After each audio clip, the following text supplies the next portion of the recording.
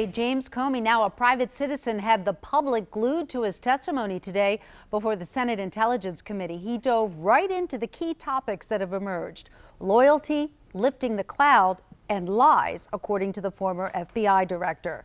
Comey testified he was fired because of the Russia investigation, saying the president asked him to lift the cloud of the investigation, while Mr. Trump, he said, demanded his loyalty. The former FBI director described the intense discomfort he felt about his one-on-one exchanges with President Trump, saying he decided he immediately needed to document the discussions in memos, something he said he never did with two previous presidents. I think the circumstances, the subject matter, and the person I was interacting with. Circumstances first, I was alone with the President of the United States, or the President-elect, soon to be President. The subject matter, I was talking about matters that touch on the FBI's core responsibility and that relate to the President-elect personally. And then the nature of the person. I was honestly concerned that he might lie about the nature of our meeting, and so I thought it really important to document.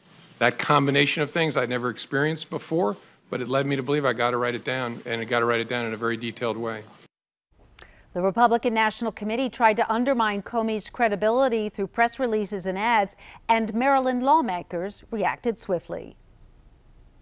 I think there's agreement broadly that the president did not ask for an investigation to stop. There's agreement that the president was not being investigated with regards to Russian collusion. So I'm not sure if there's anything new that's come out. A lot of excitement, but I'm not sure there's any news. I think the president felt he should have someone who's more loyal to the White House. That's just the opposite of what the FBI director needs to be. So different takes indeed. In fact, one commentator said today, depending on your camp, you could say that Comey condemned the president today or exonerated Mr. Trump. The debate will surely continue on a day that riveted the nation. Live in the studio, Deborah Weiner, WBAL TV 11 News.